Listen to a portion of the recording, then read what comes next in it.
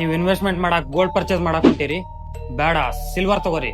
ಯಾಕಂತ ಹೇಳ್ತೇನೆ ಬರ್ರಿ. ಮಾರ್ಕೆಟ್ ಪ್ರಿಡಿಕ್ಷನ್ ಪ್ರಕಾರ ಸಿಲ್ವರ್ ಪ್ರೈಸ್ ಬಹಳ ಜಾಸ್ತಿ ಆಗೋದೈತಿ. ಯಾಕಂತ ಲಕ್ಷ ಕೊಟ್ಟು ಕೇಳ್ರಿ. ಲಾಸ್ಟ್ 4 to 5 years ಇಂದ ಗೋಲ್ಡ್ ರಿಟರ್ನ್ಸ್ ಎಕ್ಸ್ಪೋನೆನ್ಷಿಯಲಿ ಗ್ರೋತ್ ಆಗೈತಿ. ಹಂಗ ಅದರದ ಗೋಲ್ಡ್ ಟು ಸಿಲ್ವರ್ ರೇಷಿಯೋನು 90 ರೀಚ್ ಆಗೈತಿ.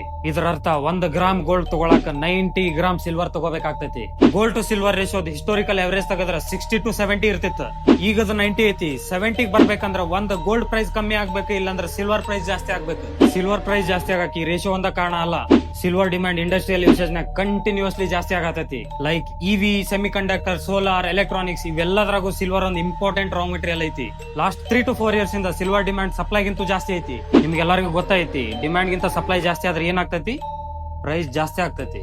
ಇವೆಲ್ಲ ಫ್ಯಾಕ್ಟರ್ಸ್ ಕನ್ಸಿಡರ್ ಮಾಡಿದ್ರೆ ಸಿಲ್ವರ್ ಪ್ರೈಸ್ ಜಾಸ್ತಿ ಆಗೋದು ಪ್ರೊಬಾಬಿಲಿಟಿ ಬಹಳ ಐತಿ. ಆದ್ರೆ ಇದರ ಅರ್ಥ ನಿಮ್ ಕಡೆ ಇರೋ ಎಲ್ಲಾ ಗೋಲ್ಡ್ ನ ಮಾರಿ ಸಿಲ್ವರ್ ತಗೋರಿ ಅಂತಲ್ಲ. ಸಿಲ್ವರ್ನು ನಿಮ್ ಪೋರ್ಟ್ಫೋಲಿಯೋದಾಗ ಆಡ್ ಮಾಡ್ಕೋಬಹುದು, ಸೋ ದ್ಯಾಟ್ ನಿಮ್ ಪೋರ್ಟ್ಫೋಲಿಯೋ ಬ್ಯಾಲೆನ್ಸ್ಡ್ ಇರ್ತೈತಿ. ಬೋನಸ್ ಟಿಪ್, ನೀವು ಸಿಲ್ವರ್ ನ ಫಿಸಿಕಲ್ ಫಾರ್ಮ್ನಾಗ ಬೈ ಮಾಡ್ಬೇಕಂತಿಲ್ಲ, ಸಿಲ್ವರ್ ETF ನು ಬೈ ಮಾಡಬಹುದು.